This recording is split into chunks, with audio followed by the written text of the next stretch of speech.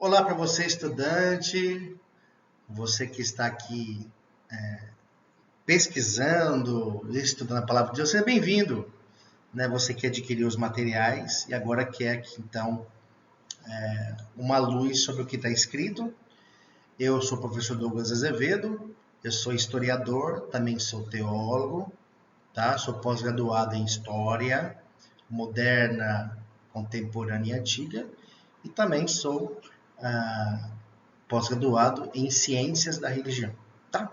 Então, estamos aqui para trazer um entendimento interessante e que você compreenda, na verdade, então, o que o material traz e, claro, que você tenha gosto, que você goste, né, de estudar a Palavra de Deus, que realmente a Palavra de Deus é algo assim sensacional, tá bom? Então, nesse período que nós tivemos aqui, quero que você preste atenção, quero que você pegue o seu material aí. Claro, não será todo o material, mas será uma ideia do que está escrito para que você possa, então, entender com mais profundidade e até um pouco mais simples daquilo que nós queremos trazer para vocês, tá bom? Olha só, vamos fazer uma introdução à bibliologia. Olha que interessante, entender o que é esse livro maravilhoso. Vamos lá? Olha só, significa então a palavra Bíblia, ela vem do grego, né? Significa coleção de pequenos livros ou simplesmente livros. Mas entendemos que é uma coleção, uma coletânea. Tá? João Crisóstomo traz isso para nós. Tá? Essa ideia ela foi expandida, disseminada, tá? E começou a se usar então Bíblia Sagrada ou livro sagrado, que é Bíblia Sagrada. Os que vem Bíblia Sagrada vem de livros sagrados. A ideia então de um conjunto de livros referentes à palavra de Deus. Depois eu tenho então pouco mais à frente Jerônimo, que traduz a Vulgata. A Vulgata é o alfabeto, a língua latina, né? Que em um período foi utilizado com muita proeminência, tá? E Jerônimo vai dizer que a Bíblia é uma biblioteca divina, tá?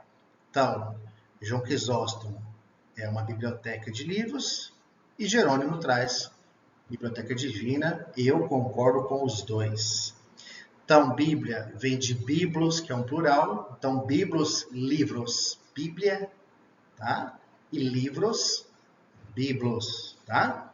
Os gregos assim chamavam os rolos, nos quais escreviam as suas obras, numa clara referência ao centro produtor desse material. Então, em biblos se fornecia um material para que eles pudessem, então, escrever. Biblos hoje não existe mais, Gebal está no lugar, que na verdade Biblos estava na cidade de Gebal, perdão, e depois então o Líbano vem e ocupa essa região, certo? Vamos continuar. Línguas escritas. Importante saber disso? Muito. Vamos lá. Línguas bíblicas em particular. Vamos entender as línguas que foram usadas na Bíblia, tá certo? Vamos começar então. Línguas do Antigo Testamento. Tem mais de uma? Tem. Além do hebraico, tem alguns trechos na Bíblia, Antigo Testamento, em que nós encontramos o aramaico também, tá? E tem livros que trazem a parte léxica mais aprofundada do aramaico.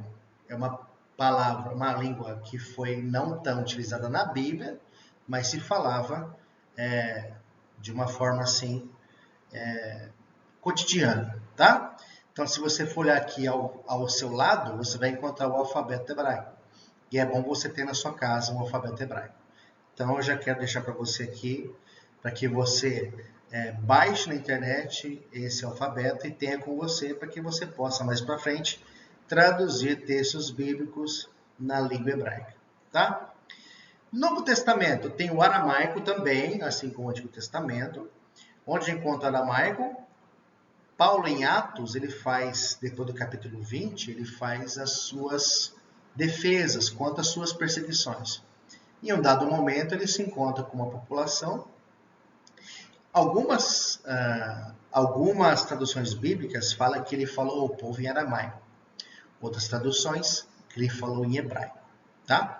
Então, na verdade, eu tenho aqui ao lado o alfabeto grego também, que eu falo para você baixar aí, imprimir numa folha e guardá-la para você traduzir textos também, que é importante. Aí você pergunta, mas por que vou traduzir texto? Já foi traduzido? Sim. Você utiliza os textos originais e o alfabeto original, porque pode ser que exista alguma versão que não condiz com o original. Isso não pode. Se você deseja ensinar ou deseja pregar, você tem que obrigatoriamente ter nas suas mãos grego e hebraico para que você possa transmitir a verdade do contexto daquela palavra. Então, tem aqui ao lado o hebraico e eu tenho aqui ao lado o grego. Desenvolvimento da escrita ou das línguas escritas, é interessante isso. Vamos falar de avanços na escrita, porque nós sabemos que o homem sempre se comunicou, mas não tinha um código de escrita para poder expressar então as palavras que ele queria falar. Então, ao meu lado aqui e ao seu lado, tem aqui então o primeiro código ou o primeiro alfabeto ou o primeiro código de escrita, que é a escrita cuneiforme, tá? Então, você pode ver que essa escrita ao lado são tracinhos, né? São triângulos. É assim que as primeiras palavras foram colocadas realmente, transcritas para algum lugar, para que você pudesse expressar com a sua voz, em forma de palavras, tá bom? Eu tenho aqui ao lado também o Código de Hammurabi. Ele está aí até hoje, ele se encontra no Louvre, lá em Paris. Esse código é o de Hammurabi, um dos primeiros governadores babilônicos, que colocou ali as suas leis. Também tem livros para isso. Eu recomendo você a comprar esse código, que é muito importante. Aqui com mais clareza, eu tenho aqui então, já na minha frente e na sua, eu tenho aqui então essa escrita cuneiforme, tá? Você pode entender que são traços e triângulos, tá? Então é um avanço imenso no desenvolvimento de línguas escritas, línguas faladas, lá, e línguas escritas, A, B, C. Então a primeira escrita, a língua escrita, são utilizados pelos povos sumérios. Os babilônios, por exemplo, estão incluídos nesses povos sumérios. Eles vão utilizar isso como comunicação, depois um pouco mais para frente como forma de registro, e depois um pouco mais para frente uma forma de registrar o culto, e assim a parte religiosa utilizou bastante, tá? Materiais que nós utilizamos de escrita. Então, primeiramente, eu tenho o pergaminho, esse material aqui, que é feito com couro de animais, tá certo? E foi um avanço, porque antigamente só utilizava-se, então, o papiro. Olha só, era feito de pele de animais, pele de carneiro, de ovelha, cabra de cordeiro. Criação foi vista, minha imagem está apontando aqui, mas foi uma revolução, porque esse material é mais resistente, tá? Bem mais resistente que o papiro. E como é então o papiro? Olha só, você pode ver que na imagem ele é diferente. Claro, a cor, com o passar do tempo, esse papiro vai perdendo a sua umidade, fica dessa maneira, tá? Mas o papiro é isso aqui, ó. Olha só, papiro é isso aqui, ó. É tirado de uma folha, é uma capa, né? É retirado isso de uma planta, e essa folha é colocada numa tipo de uma prensa, e são entrelaçados então esse papiro, que vai formar o que está aqui acima. Então o papiro nada mais do que são capinhas de planta, né? Uma capa que é retirada ali, se coloca numa prensa, e essa prensa então vai fazer com que essas folhas elas acabem o quê? Elas acabem se entrelaçando, e assim eles possam escrever. Lembrando que não muito tempo durava-se uma escrita.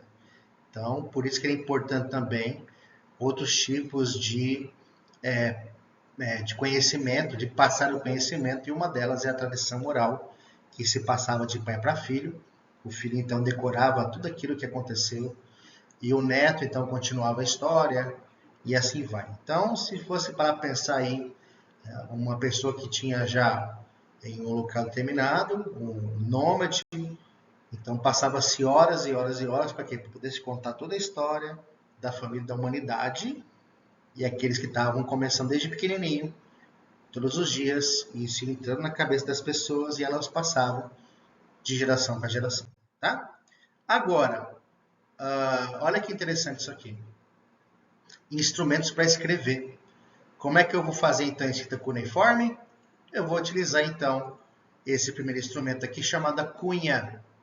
Então a cunha é utilizada para fazer escrever esses códigos, o alfabeto deles. Você pode perceber que é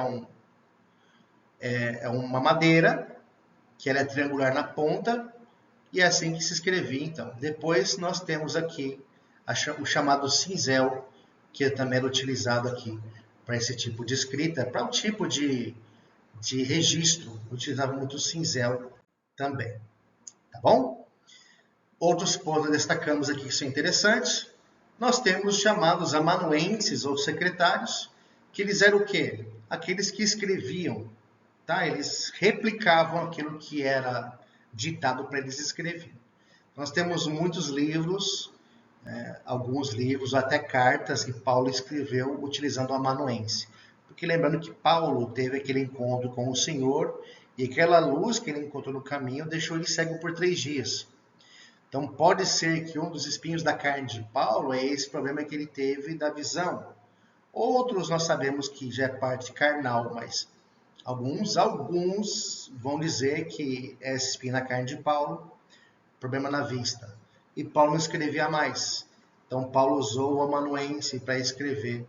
Então essas cartas que Paulo estava escrevendo. E lembrar que nós temos personagens literários e não literários. Jesus foi alguém que não escreveu. Então ele é um não literário. Quem escreveu? Os apóstolos, que são discípulos, que podem também se encaixar no amanuense, tá? Que escreveu sob a direção de alguém. Nós temos aqui também, interessante falar, que Moisés, então, tem ali toda a sua vida, mas a escrita mesmo, hebraico mesmo, é difícil a gente poder entender quando vai surgir. É bem complicado mesmo, tá? Outra coisa também que é interessante, que os autógrafos aqui em cima, que o amanuense é o secretário, o Novo Testamento não existe mais, tá? Mas tem algumas evidências que vão garantir a suposição, tá? Que tais documentos teriam sido escritos em rolos e em livros de papiro. Rolos e livros de papiro. Tá certo? Então foi escrito e foi guardado. Tá bem? Como não havia um processo de impressão na época, em que as cópias eram manuscritas, a idade de preservação das cópias tem que ser apurados por outros meios, que não somente a data que foram publicados. Como é que se faz isso? Vai analisar materiais empregados, tamanho de letra, formato da letra, sua pontuação, divisão de texto e vários outros fatores. Então, hoje nós temos bíblias cronológicas e vão colocar lá uma data aproximada. Nós temos hoje, por exemplo, pessoas que vão datar esse período porque vai se encaixar no período do bronze, vai se encaixar, por exemplo, nas primeiras legiões romanas, vai se encaixar, por exemplo, nas primeiras cruzadas, e assim vai.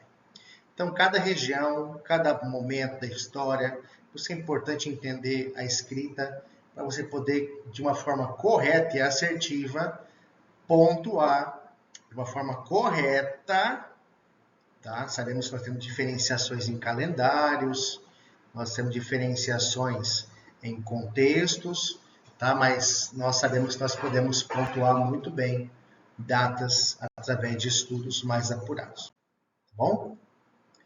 Divisões de texto, gente, isso é muito importante para você entender. Divisão de texto é algo que nós não podemos deixar de olhar, tá? Olha só, nós temos então que entender que a divisão de capítulos que você tem na sua Bíblia começou-se pelos protestantes. Até então nós tínhamos ali alguns livros sagrados, tá? Mais divisões aqui que nós entendemos. No hebraico, vai começar através dos protestantes. Todavia, interessante falar isso, algumas divisões em capítulos já tinham sido colocadas nas margens em 1330. Então, foi antes dos protestantes. Lembrando que a Reforma Protestante, tá, foi em 1517. Nós tivemos outros anteriormente que não tiveram tanta proeminência como Martim Lutero, mas, tá, Lutero foi aquele que trouxe uma luz para os protestantes, trazendo a Reforma Luterana. O protestante veio antes, tá? Com John Hus, por exemplo, você pode ler a história dele no livro chamado Heróis da Fé, que vai contar a história de John Hus, que é maravilhosa. Então, em 1330 já tinha algumas separações nas margens. Então, por exemplo, Levítico, Deuteronômio, tá? Reis, Crônicas, enfim, tá lá. Os maçoretas vão incluir alguns pontinhos, um tio, um ponto e vírgula, um pontinho dentro da letra, que são sinais vocálicos, ou seja, A com acento, o B e o O com chapéuzinho, que você vai falar se é uma língua mais aberta, se é uma palavra mais fechada, se é uma palavra mais abafada. Então você vai vendo que esses sinais vão te falar para você uma palavra mais aberta, ou mais abafada, ou mais introspectiva. Tá bom? São palavras que foram adicionadas ao hebraico. Tá? Só depois, 900 depois de Cristo, é que a divisão em versículo do Testamento começou a tornar-se padronizada.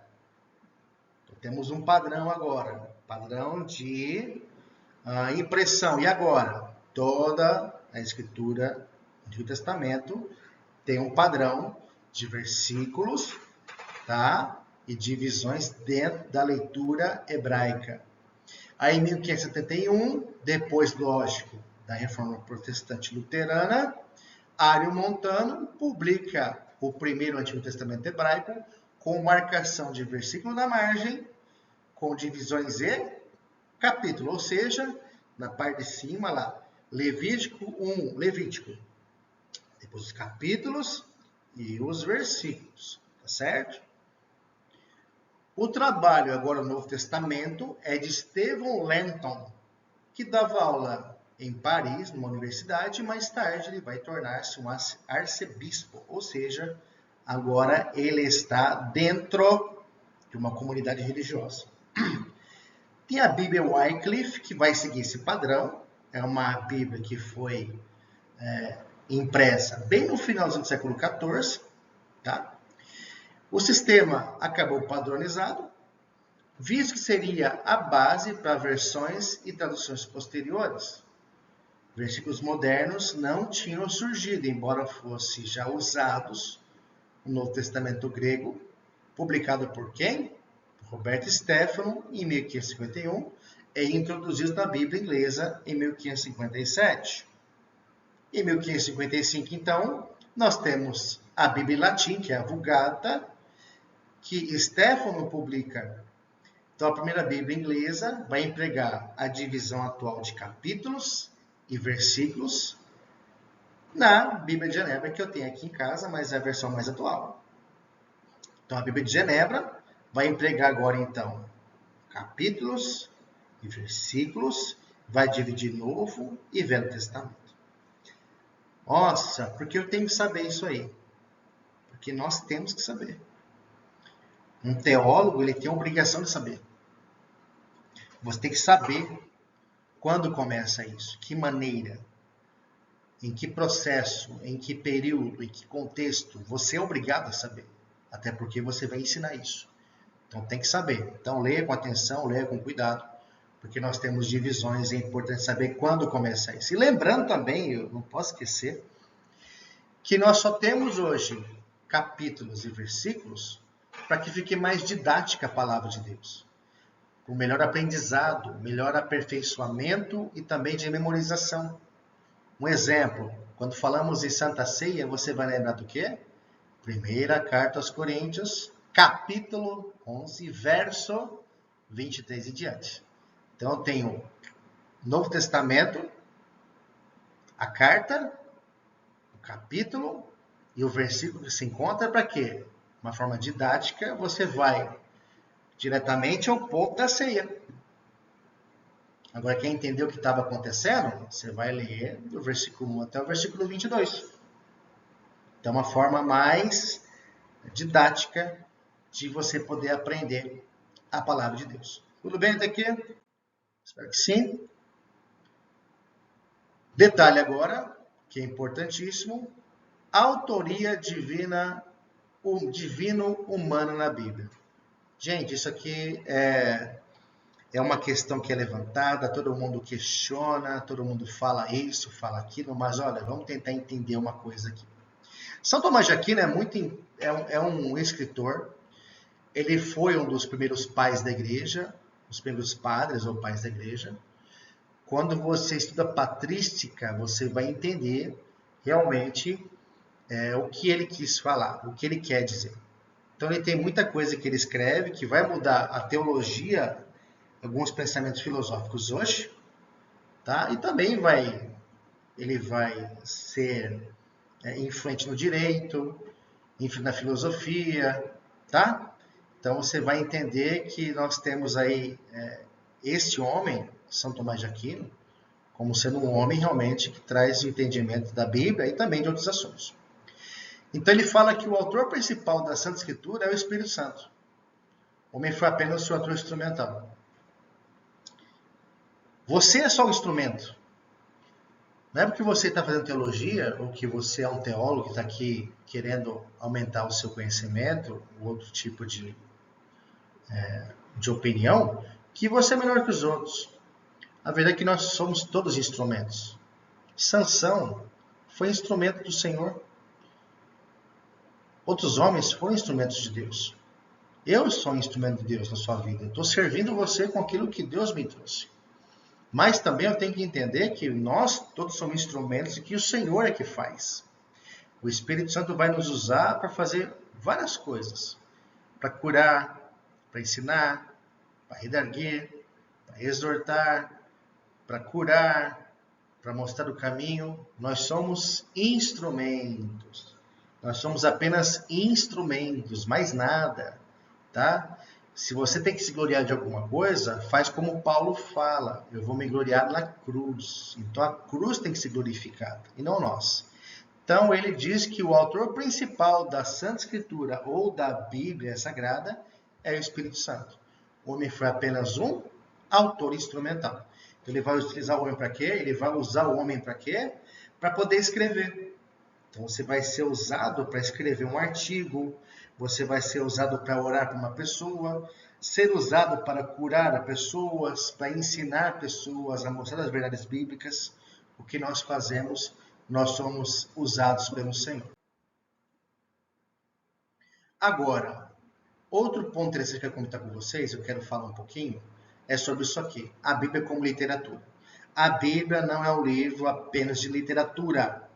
A Bíblia é um livro de estudo, tá? Nós usamos a Bíblia, sim, para lermos, para nos edificarmos, para que nós possamos nos preencher da presença de Deus, para que Deus fale conosco dentro da palavra dele, mas a Bíblia é para ser estudada. Assuntos principais do mundo hoje estão na Bíblia. Guerras, rumores de guerras, fome, peste, homossexualismo, feminicídio, homicídio, perdão, eu estou aqui pensando, homicídio, relação de pai com filho, relação no casamento, fornicação, santificação, isso são coisas para se estudar, para que você possa chegar a um consenso e com esse consenso você possa viver isso.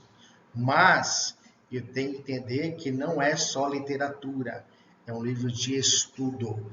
Por isso que você encontra bíblias aí de estudo, King James, bíblias de Genebra, que é de estudo, Bíblia Thompson, para você ler o assunto e você então, você estudar sobre isso. Olha só, foi nos dada essa palavra para que reconheçamos Deus como ser supremo por excelência e a seu unigênito como suficiente Salvador, que é Jesus. E como é que eu faço isso? Lendo o texto, estudando e analisando. Leitura se faz em momentos de devocional, momentos de angústia, claro, momentos de perca, isso, mas para entendermos as verdades do Senhor, temos que nos aprofundar sobre isso, que é no estudo da Sagrada Escritura, tá certo? Posições que são interessantes para entendermos, vejamos algumas agora. Primeira posição liberal, racionalismo teológico. Quando eu vou estudar na história secular ou história dos períodos, né? Nós temos algumas doutrinas filosóficas, pensamentos filosóficos vão surgindo. Um deles é o pensamento liberal. Liberal na parte política, na parte econômica e chegou também a filosofia e a teologia. Olha só, quem tem essa posição, esse pensamento, e que faz desse pensamento a sua regra de fé, afirmam tais teólogos, tá? Eu nem posso chamar de teólogo, mas tudo bem. A razão é a palavra final para a resolução dos dilemas morais espirituais do ser humano.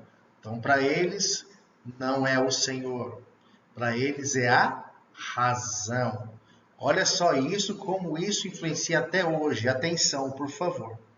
Ao mesmo tempo, ressaltavam que a Bíblia não era importante quanto Lutero e Calvino ensinavam. Olha que perigo é esse, tome cuidado. Emil Brunner, aliás, chegou a alcunhar ou a questionar ou a dizer que a palavra de Deus é um papa de papel. Porque os protestantes tributavam-lhe uma autoridade que só achava semelhante na divinização com que os católicos tratavam seu chefe espiritual, ou papa. O teólogo suíço, esse Emil Brunner, não podia aceitar a Sagrada Escritura como inspirada e infalível. Então isso é muito triste. Tem pessoas hoje que estudam, fazem faculdade, pós-graduação, mestrado, doutorado, mas tem o pensamento racionalista, tá? Que vai tirar então a Bíblia como sendo uma regra de fé, vai tirar então, vai colocar a razão como sendo a solução dos problemas, e aí vai englobar o antropocentrismo, que é o homem no centro das coisas, e o cientificismo, que é o quê? Uma doutrina que vai dar ênfase a experimentos e não a fé. Nós sabemos que a fé é o firme fundamento daquilo que nós não podemos enxergar, mas nós temos certeza que vai acontecer.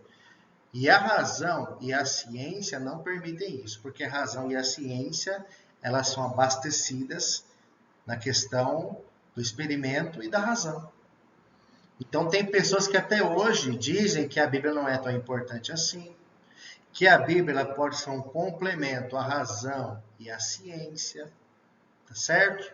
Nós temos problemas como esse, e é importante você entender que é super perigoso isso. Isso é muito perigoso. Perigoso por quê? Porque tem pessoas que pensam dessa maneira e não pode. A Bíblia ela é inerrante. A Bíblia não falha. A Bíblia é a palavra de Deus. Não existe outro argumento para nós, como servos de Deus. A Bíblia é a palavra, é o sistema que foi utilizado, utilizou-se homens em contextos diferentes, para que pudesse falar para nós o que é a vontade de Deus. E como é que se falou isso na história? Da escrita. Com o tempo, nós podemos ter alguma coisa acontecendo, algum pensamento modificado. Quem ouviu não quer contar a história toda, conta em pedaços, mas a forma escrita é a forma mais segura de poder registrar aquilo que você falou. A forma mais segura que tem é a parte da escrita. Tá? Então nós colocamos o quê? Nós colocamos que a Bíblia ela é inerrante. Tem gente que pensa assim até hoje? Com certeza. Então muito cuidado para quem você ouve, quem você assiste. Se você está indo para uma comunidade religiosa, igreja, enfim, Toma cuidado com quem você ouve. Preste atenção no que você ouve. Isso é muito importante. Posição neo-ortodoxa. Vamos lá. Para os neo-ortodoxos, tá? Que vai reagir contra esse pensamento teológico, principalmente na Alemanha, os neo-ortodoxos ensinam que a Bíblia torna-se a palavra de Deus à medida que alguém, ao tê-la, tem um encontro experimental com o Senhor. Nós temos sim um encontro com o Senhor, nós experimentamos o Senhor, experimentando a sua bondade, do seu carinho, do seu amor. E nós temos esse encontro a partir do quê? Da Sagrada Escritura. Apesar de aparências, esse posicionamento é espaço para muitas especulações da nossa fé cristã. Tá? A Bíblia não se torna a palavra de Deus, ela é a palavra de Deus. Tá bom? Então, ela não se torna. Ela sempre foi. Então, você pegou a Bíblia na sua mão, ela não se torna na sua mão a palavra, ela é a palavra. Ela foi colocada para que você tivéssemos acesso. Então, uma coisa que eu no começo tinha muito disso, depois quando você vai estudando, você vai entendendo, que a Bíblia fechada é um livro. Quando aberta, é a boca de Deus falando. Então, se eu for colocar esse entendimento, olha só, isso é super errado. E é uma realidade mesmo. Porque se ela estiver fechada ou aberta, você vai correr onde tem a palavra de Deus. E é a palavra de Deus que está lá. Está fechada ou aberta, é a palavra de Deus. E outra, interessantíssimo repetir isso. Ela é inerrante, ou seja, a palavra não erra. E outra, ela é inspirada. O Senhor colocou no coração daquele homem que escreveu, Neemias, Esdras, enfim, para que pudesse então colocar-se ali as verdades bíblicas, tá? E se não tomar cuidado com isso, isso é apenas um livro fechado e já era, e não tem mais nada, toma cuidado, isso pode abrir um leque de pessoas mal intencionadas que vai falar isso. Karl Barth é um cara que a gente nem dá muita atenção. Por quê? Olha só. Apesar de seus esforços para combater o liberalismo, não foi de tudo feliz. E tinha que, por exemplo, ensinar que a Bíblia, independente da reação dos leitores, jamais deixou de ser a palavra de Deus. Então ele pode ter escrito muitas coisas, mas nisso ele errou. Tá? Que independentemente de quem está lendo ou da reação daqueles que estão lendo a Bíblia, ela nunca deixou de ser a palavra de Deus. Ah, mas a palavra é muito dura. É a palavra de Deus. Ah, mas a palavra de Deus aqui para mim não funciona. Para você não funciona, mas é a palavra de Deus. Tá bom? Posição conservadora. Nós, ortodoxos, ortodoxo é aquele que analisa e afirma que é. Tá? Ortodoxia é a veracidade. Concorda que o que está ali realmente é a verdade. Nós afirmamos que a Bíblia é a palavra de Deus. Se você está estudando aqui com a gente, tem que entender que você também tem que entender que a Bíblia é a palavra de Deus. Dessa forma, colocamos esta verdade, ou que a Bíblia é a palavra de Deus, onde ela tem que estar. Como nossa suprema, inquestionável, árbitra em matéria de fé e prática, ou seja, a Bíblia nos mostra a verdade bíblica e a vontade de Deus. Não é a nossa vontade, mas a de Deus. E nós não podemos questionar essa vontade, porque Ele é o Criador. Tá bom? É suprema e inquestionável, árbitra, ou seja, o árbitro, ele coloca em prática as leis, em matéria de prática e de fé cristã. Se a Escritura fala que é nossa obrigação ser obediente, nós temos que ser obedientes sem questionar. Isso não é ser fanático, isso não é ser uma pessoa que tem a sua visão fechada, não. Nós temos que pensar que nós somos comprados pelo sangue de Cristo. E Cristo nos comprou pelo teu sangue, e por conta disso agora nós temos um outro Senhor. Nós temos um outro Senhor agora. Nós estávamos em uma condição que nós tínhamos outros senhores. Agora, com o sacrifício de Cristo, nós temos outro Senhor. Não são outros deuses, agora é um outro Deus. Aquele que criou tudo agora nos resgatou e nos trouxe a sua presença. E eu posso fazer o que eu quero? Negativo. A Bíblia nos traz a forma de andarmos como o Senhor quer. Então lembre bem, nós ortodoxos afirmamos que a Bíblia é a palavra de Deus.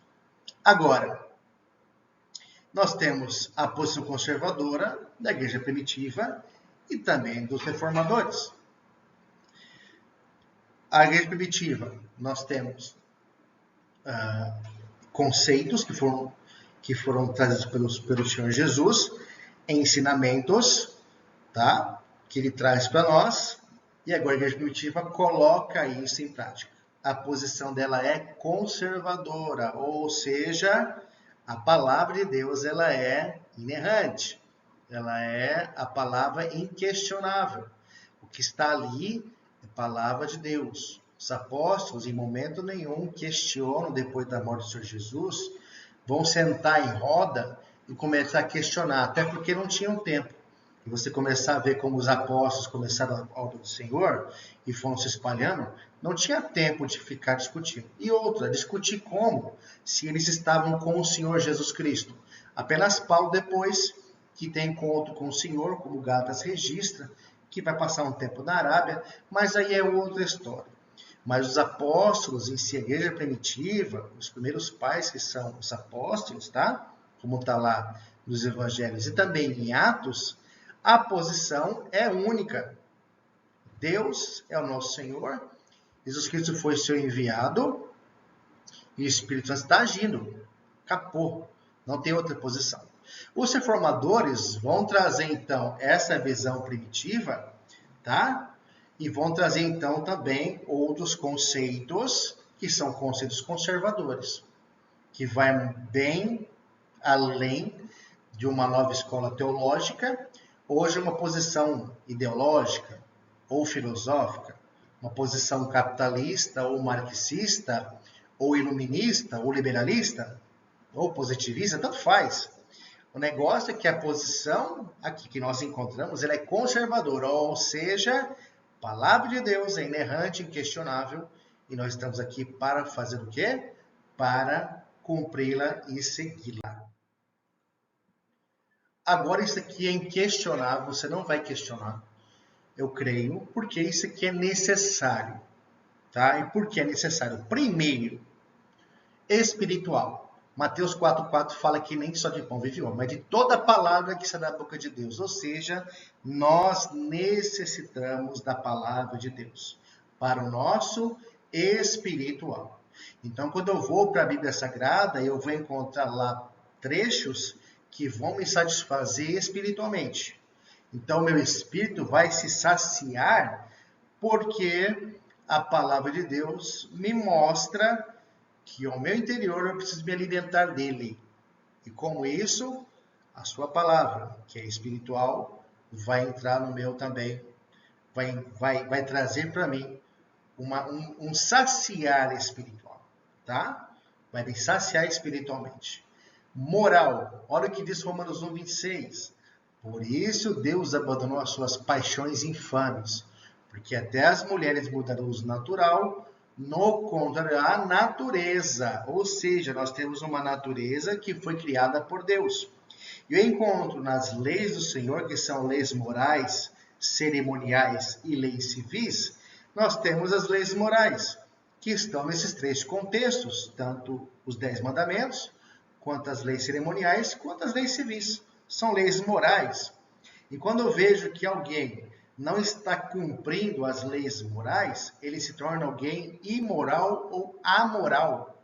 Imoral que não tem moral nenhuma. E amoral que moral não existe para essa pessoa. Então a Bíblia nos traz essa nossa necessidade de sermos homens e mulheres morais. Essa moralidade eu vou encontrar na Bíblia. E também histórica, né? Se eu não entender de história, eu tenho que compreender a história em si. Eu preciso compreender a história. Sem ela, eu não consigo. Ok? Composição da Bíblia. Nós temos aqui, então, 66 livros, 39 Antigo Testamento e 27 Novo Testamento. Tá? Nós temos aí mais de 1.500 anos de escrita e 40 pessoas escreveram diferentes. Novo Testamento vem do grego didaquê, tá? Que significa aliança, concerto ou testamento.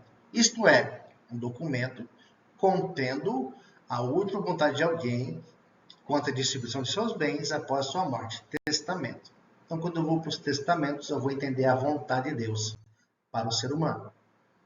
Eu tenho aqui, então, fiz aqui uma brincadeira, né, que você acha na internet sobre as divisões da Bíblia, tá? Eu tenho aqui, então, os livros, o Novo Testamento, que é do Antigo Testamento, quer dizer, que são livros da lei, que é Gênesis até Deuteronômio, livros históricos, que vai de Juízes até o livro de Esther. Eu tenho aqui também os livros que são livros de sabedoria ou livros poéticos, que vai de Jó até Cantares. E os livros poéticos, proféticos, só que tem uma divisão aqui. Os em verde escuro são os profetas maiores. E embaixo aqui os profetas menores. Que seriam, então, esses profetas maiores e menores? É porque eles tinham mais poder? É porque eram mais importantes? Não. Se você for a Isaías, ele tem 66 capítulos. Se você ler Obadias, por exemplo, tem 20 versículos. Um pouco mais de 20 versículos. É pequeno. É um livretinho, tá? Então, a questão daqui de maiores e menores é tempo de ministério e não o tempo de ou poder, alguma coisa assim. Novo Testamento, eu tenho os livros, os evangelhos, que vão contar as boas novas, né? Que é Mateus, Marcos e João. Eu tenho um livro histórico, que é Atos, livro histórico, tá? Por que livro histórico? Vai contar a história, vai contar a formação, vai contar como foi que eles começaram, enfim. Depois as cartas de Paulo, que são 13, vai de Romanos até Filemon. Cartas universais, tá? Que nós temos aqui, então, cartas para todas as pessoas. Elas não são cartas específicas para um povo, mas é para toda a igreja, que é carta aos Hebreus até a terceira de João, tá certo? E eu tenho também aqui um livro profético, que é Apocalipse, tá? Então, esse aqui é o panoraminha do Antigo Testamento e Novo Testamento. E eu coloquei também a católica. Por quê? Porque eu tenho 7 livros a mais aqui. Tá bom? Olha só, o que eu tenho aqui nos livros a mais que eu vou encontrar aqui no Antigo Testamento. Eu vou encontrar 1º e 2º Macabeus, tá certo? Eu vou também achar Eclesiástico, Sabedoria, tá? Eu vou encontrar também Judite, Tobias, aqui também, e o Baruque, que são 7 livros a mais na versão católica. Tem a formação do cânon, que cânon significa tornar santo, mas também é um processo que nós entendemos que canonização vem de padronização. Então, quando eu vou para a canonização, eu vou lembrar que houve uma padronização da Bíblia, dos textos sagrados, tá? Houve um cânon, houve aí uma sequência interessante, tá? Então, vem de, entre outras coisas, significa tornar-se santo, processo que levou o reconhecimento de livros que compõem a Bíblia como singularmente inspirados por Deus. Aqui, então, olha aqui, eu tenho uma vara de medir, e o cânon vem disso, vara de medir, tá? Então, o que é o que nós entendemos aqui? Vem de hebraico kanesh, que é vara de medir, ou seja, é um padrão, uma regra ou procedimento que nós encontramos na formação tanto do Novo Testamento como do Velho Testamento, Antigo Testamento, como você quiser falar, tá bom? E nós temos aqui, então, sobre a Palavra de Deus. Olha que interessante. É inspirada, tá? Divinamente, ou seja, a Palavra de Deus, ela é inspirada por Deus, tá? Nós temos teorias sobre essa inspiração, uma delas é da iluminação, que o homem foi iluminado pelo Espírito Santo para que pudesse trazer à tona as verdades bíblicas, tá certo? Nós temos uma amplitude na inspiração, ou seja, a palavra de Deus ela é boa tanto para o ensino quanto para a exortação, tanto para você se consertar com Deus, para que você possa aprender e também ensinar, tá bom? Inerrância, ela não erra. A palavra de Deus ela é inerrante, ela não é errada, ou seja, tudo que está escrito lá é verdade. Ah, mas eu não acredito. Então é melhor você começar a mudar esse pensamento se você quiser estudar teologia. Você pode estudar outros pensamentos, mas você não pode negar que a palavra ela é inerrante, ou seja, a palavra é fiel e ela não erra, certo? A Bíblia não falha. E nós podemos ver nos dias de hoje, a Bíblia não falha. E as pessoas estão olhando a Bíblia agora com uma outra ótica. Por quê? Porque a Bíblia ela está cada vez mais sendo, de uma forma científica até, comprovada. Supremacia da fé, da Bíblia, em matéria de fé e prática. Não tem outro livro maior do que a Bíblia. Não tem. Outro livro igual a Bíblia não tem. Então, se você quiser entender, a Bíblia é um livro que não erra. E também a completude da Bíblia, ou seja, a Bíblia ela é excelente. Tá bom, gente? Espero que vocês tenham entendido. Tentei trazer de uma forma mais simples para vocês o que estava na apostila. Lógico, você vai estudar com mais empenho, você vai se esforçar quanto a isso. Espero que você continue estudando, que você se aplique na palavra de Deus, porque a palavra de Deus, ela realmente, ela é verdadeira, ela é inerrante, tá? Ela serve tanto para você exortar, quanto para você ensinar.